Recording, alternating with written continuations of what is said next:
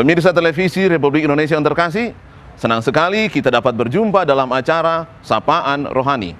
Dalam tayangan kali ini, kita akan menyaksikan peran jemaat Tuhan dalam merawat dan berelasi dengan alam anugerah Tuhan.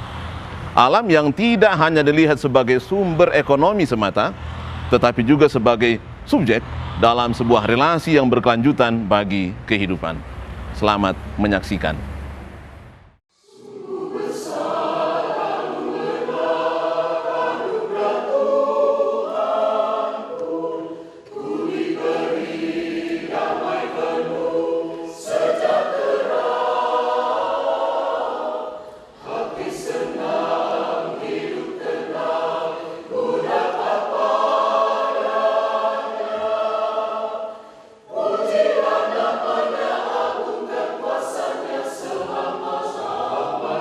Tanah adalah salah satu karunia Tuhan yang paling mendasar dalam kehidupan umat manusia.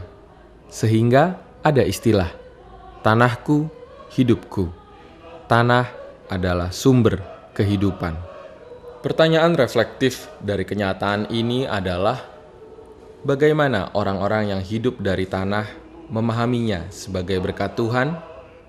Bagaimana pula mereka mengelolanya?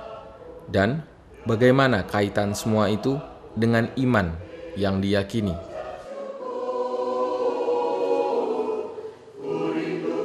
Pemirsa, Tomohon adalah sebuah kota yang terletak pada ketinggian 900 meter dari permukaan laut di lereng Gunung Lokon, Gunung Tampusu, dan Gunung Maharu.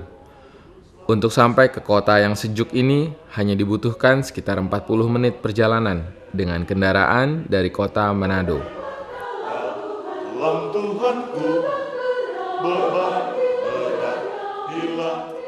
Kota ini dikenal sebagai kota bunga dan pertanian dengan luas lahan olahan yang ada saat ini sekitar 2.500 hektar. Dengan ciri khas sebagai kota bunga dan pertanian ini, Tomohon menjadi salah satu tempat tujuan wisata utama, khususnya agrowisata di Sulawesi Utara.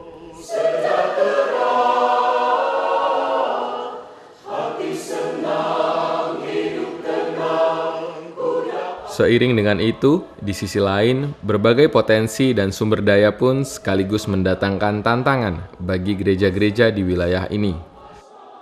Gereja perlu terus berupaya agar posisi strategis sebuah kota tujuan wisata berbasis sumber daya agraris ini tidak hanya memberikan kesejahteraan bagi warganya untuk sementara waktu, tetapi membawa kesejahteraan yang berkelanjutan serta juga ikut menggarami dan menerangi proses-proses pembangunan yang selaras dengan alam, ramah lingkungan, demi keutuhan ciptaan.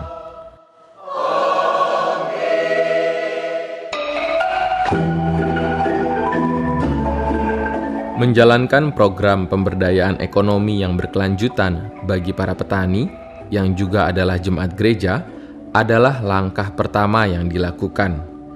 Pertumbuhan gereja dari segi fisik maupun material tak dapat dilepaskan dari kesejahteraan ekonomi jemaatnya. Di sisi lain, perkembangan spiritualitas, pengetahuan, dan keterampilan jemaat agar semakin berdaya dalam mengelola alam tak dapat dilepaskan dari peran konkret gereja bagi jemaat. Di awalnya terbentuknya kelompok Gemagape ini kumpulan daripada pemuda-pemuda gereja yang terlibat dalam kegiatan gereja, dalam pelayanan, mengisi puji-pujian di rumah gereja. Kegiatan seni dan budaya ini kami masukkan di bidang pariwisata. Kelompok pemuda-pemuda ini sudah diarahkan lebih luas ke bidang pariwisata, maka kami sadar betul bahwa materi utama yang terpenting, yang terutama di negeri Lurukan ini adalah bidang pertanian, sehingga lebih luas lagi kelompok ini diarahkan pada pengembangan pariwisata pertanian. Kegiatan ini bukan sekedar dijadikan program daripada kelompok, tetapi juga dijadikan program gereja, yaitu program pemberdayaan warga gereja. Dan pengalaman kami di sini, ternyata memang tugas gereja itu ada dalam kegiatan demi kegiatan ataupun program-program kelompok. Sehingga pelayanan-pelayanan yang lebih menyentuh terhadap jemaat itu bukan hanya di mimbar saja. Dari kami anggota kelompok Shalom, ada ketertarikan untuk membentuk satu kelompok dengan tujuan untuk mengembangkan perekonomian bersama. Sehingga setelah dibentuk, dari situ ada perhatian dari pemerintah maupun dari pihak gereja. Sehingga dengan adanya bantuan baik berupa dana ataupun tenaga ahli dalam ini menyampaikan bagaimana cara untuk membudidayakan tanaman cabai ini. Sehingga dari situ kami kelompok tani mendapat masukan maupun mendapat bantuan dana. Sehingga dengan adanya bantuan-bantuan tersebut, baik berupa bahan, benih, pupuk, dana dan tenaga ahli, kami mempraktekannya di lapangan. Sehingga yang seperti tampak sekarang ini kita sudah bisa menanam. Jadi kalau dari segi dari kesejahteraan kelompok, memang sudah ada, kita tiap kali panen itu ada bagi hasil, dan kalau kita sumbangsi ke gereja, itu dalam bentuk di gereja ada pembangunan gereja, ataupun kita kan baru-baru lewat ini ada pengucapan syukur. Salah satu hasil dari tanaman ini yang kita jual jadi uang, dan uang tersebut kita buat dalam persembahan syukur ke gereja.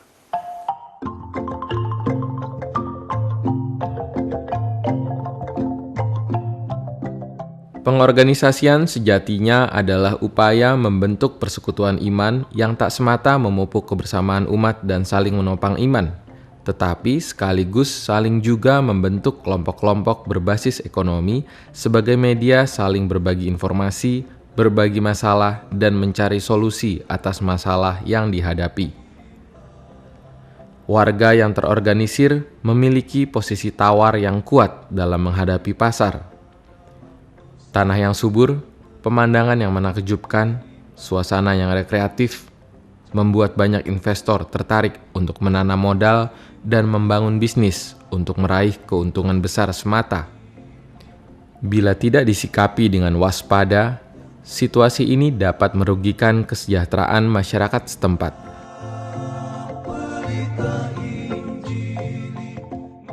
Negeri Rurukan ini sebagaimana ada yang saat ini memang harus dipertahankan secara alami. Sehingga dengan kesadaran-kesadaran daripada masyarakat tentang bertumbuh kembangnya Rurukan ini karena alam yang sudah tersedia, maka masyarakat ini ada dorongan-dorongan untuk memberikan masukan kepada pemerintah supaya memang pengembangan daerah pariwisata ini harus juga tetap secara alami. Ketika pun memang di daerah ini dibangun bangunan-bangunan bertingkat ataupun hotel yang kemudian dikelola secara langsung oleh investor, maka akan memberikan dampak yang buruk juga terhadap kehidupan ekonomi di Rurukan. Karena daerah-daerah yang saat ini adalah pengembangan, hamparannya adalah pertanian, daerah-daerah wilayah pertanian ini akan semakin terkurang.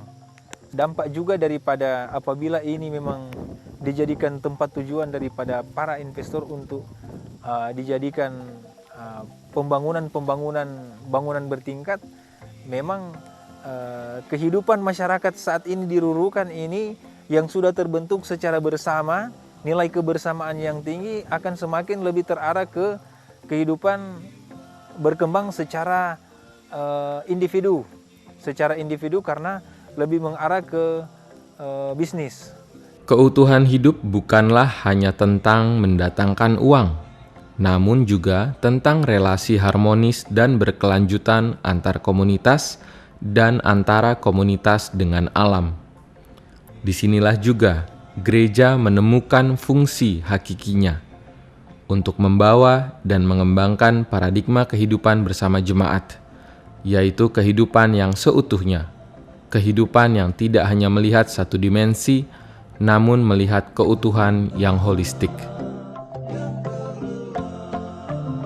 Salah satu tantangan yang boleh dikata sangat berat karena dari investor kadang mengiming-imingkan untuk membeli tanah dengan harga yang sangat tinggi. Nah, di situ kita kalau tidak kuat atau ya tidak tabah, itu akan berakibat kurang bagus atau merugikan kami sebagai petani.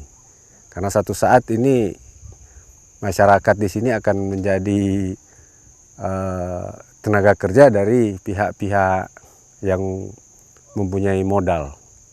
Jadi itu yang kami selalu bertahan untuk tidak. Walaupun sudah banyak orang-orang yang coba menawarkan, ada perusahaan-perusahaan yang datang. Gereja sering kan dalam khotbah juga sering dijelaskan bagaimana kalau kita menghadapi tantangan-tantangan. Tentunya kita dengan memperkuat iman kita. Nah, itu yang sangat kami rasakan. Mendukung pertanian yang ramah lingkungan dengan mengembangkan pertanian organik adalah bentuk lain dukungan gereja dalam penguatan ekonomi warga. Karena itu, gereja memfasilitasi pendidikan pertanian organik, antara lain bagaimana memperlengkapi warganya agar tanah sebagai karunia Tuhan tidak dieksploitasi demi tuntutan ekonomi semata, melainkan dirawat kesuburannya bagi generasi mendatang. Kita tahu bahwa dengan penggunaan pupuk-pupuk yang bersifat anorganik, dari segi ilmukan, dari segi penelitian, ternyata dia telah menimbulkan dampak yang negatif, lebih khusus pada tanah itu sendiri. Nah, karena itu kita dari gereja mengembangkan pupuk organik dengan menggunakan bahan-bahan yang ada di sekitar yang dapat dimanfaatkan oleh kalangan petani lebih khusus, tetapi juga oleh kalangan masyarakat yang ingin belajar untuk itu. Nah, konsep kita mengembangkan pupuk organik itu sebetulnya belajar dari Yesus memberi makan 5.000 orang itu. Jadi dalam mengatasi permintaan dari para murid untuk memberi makan 5.000 orang, Yesus memulai dari apa yang ada. Hal itu nampak ketika ia katakan kepada para murid, coba periksa apa yang ada pada kamu, yaitu 5 roti dan 2 ekor ikan. Nah, itu juga yang menjadi konsep pengembangan organik, yaitu kita menyampaikan kepada petani dan jamaat, tetapi juga masyarakat untuk membuat pupuk-pupuk organik yang diambil dari bahan yang mudah didapat yang ada di sekitar. Salah satu kunci keberhasilan pengembangan dan penggunaan pupuk organik adalah bagaimana kita membuat pupuk itu sendiri, menghasilkan pupuk. Jadi kita bukan hanya sebagai pengguna, konsumen, tapi kita juga sebagai produsen, ya, penghasil pupuk itu sendiri. Ini adalah komposter untuk mengolah bahan-bahan limbah pertanian, ya, limbah pertanian seperti yang ada ini, pepaya yang sudah rusak, ya, bisa dimasukkan, dan jenis-jenis tanaman lainnya termasuk umbi-umbian, ya, kita masukkan, dan ini akan lewat proses pembusukan, maka kita akan mendapatkan sari.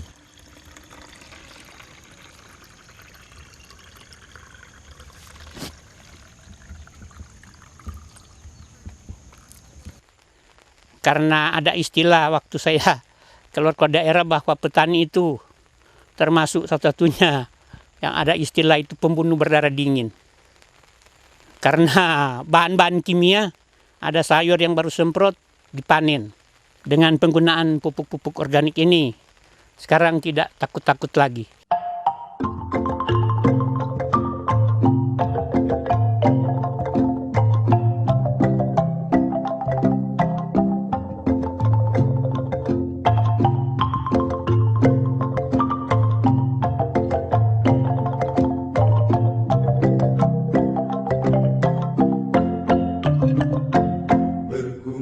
Pada dasarnya, bekerja mengolah tanah untuk meningkatkan kesejahteraan, merawat kesuburan tanah, sehingga dapat hidup secara bermartabat, adalah wujud pengucapan syukur atas karunia hidup yang diberikan oleh Tuhan.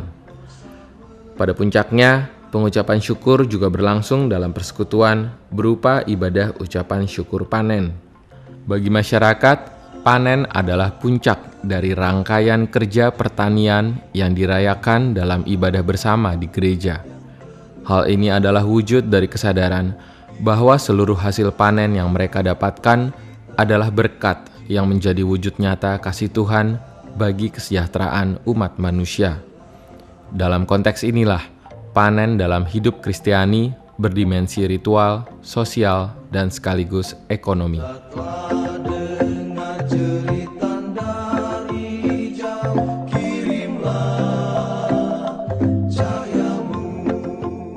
Dari hasil pertaniannya, jemaat di Tomohon pun telah menjadi saluran berkat Tuhan bagi wilayah-wilayah lain, khususnya di wilayah timur Indonesia. Dan kalau ke antar provinsi yang lain seperti ke Ambon, di sekitaran Ambon, Namlea ada, dan juga Ternate. Kalau ke provinsi lain ada di Irian, Manokwari, Nabire, Timika, Jayapura. 60 ton satu bulan untuk ke satu daerah itu baru Irian. Otomatis yang kami kirimkan itu yang merupakan juga berkat Tuhan di sini kami bisa salurkan kepada daerah-daerah pengiriman yang juga merupakan berkat bagi mereka. Marilah kita berusaha dengan berkat yang Tuhan berikan kepada kita itu mampu menjadi berkat bagi sesama kita atau orang lain.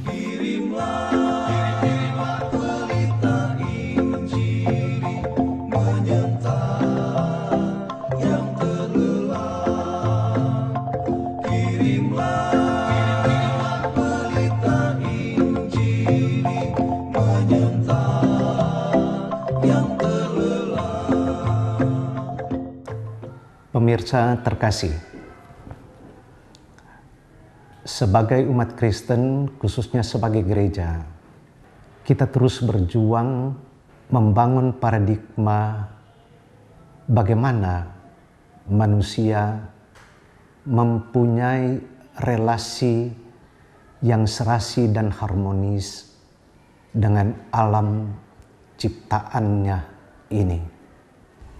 Sehingga kalau kita mengerjakan tanah itu melalui usaha-usaha pertanian kita, kita tempatkan itu sebagai wujud syukur kita kepada Tuhan Allah yang menganugerahkannya. Maka kita tentu tidak akan melihat upaya pengelolaan itu semata-mata dari aspek ekonomi, tetapi juga bagaimana kita mengedepankan tentang nilai ekologis di dalam upaya mengelola tanah itu. Sebab merusakkan tanah yang adalah ciptaan Tuhan adalah juga sebuah pengkhianatan terhadap pengakuan kita kepada Allah sebagai pencipta. Ada banyak upaya yang telah dilakukan selama ini yang tentunya perlu terus-menerus ditingkatkan, yaitu bagaimana terus mendorong warga yang mengelola tanah ini, tetapi yang memiliki paradigma baru dalam pengelolaannya, sehingga tidak hanya sekedar menguras apa yang ada dalam tanah, tetapi juga bagaimana memelihara agar tanah itu memberikan kehidupan yang berkelanjutan. Hal ini juga didasarkan kepada apa yang dituliskan di dalam Alkitab yang ada di dalam kitab Imamat pasal 25 ayat 3 dan ayatnya yang keempat. Saya ingin membacakannya karena di sana tertulis begini.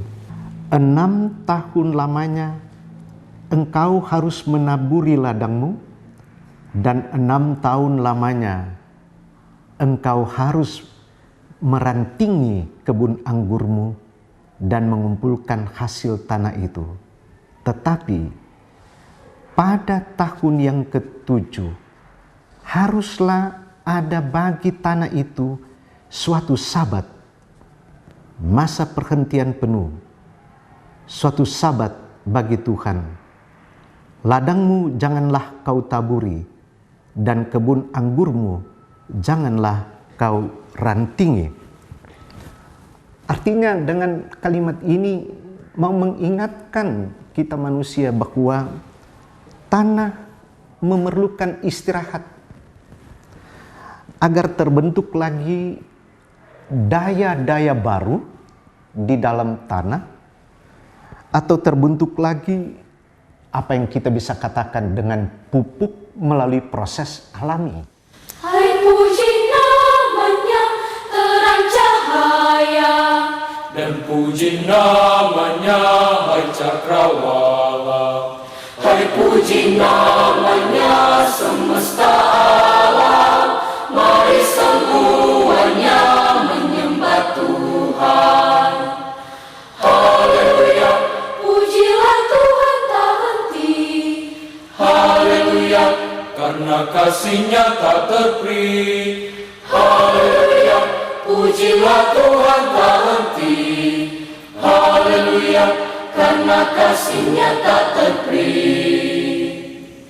Hai puji namanya, hai puji namanya, hai puji namanya,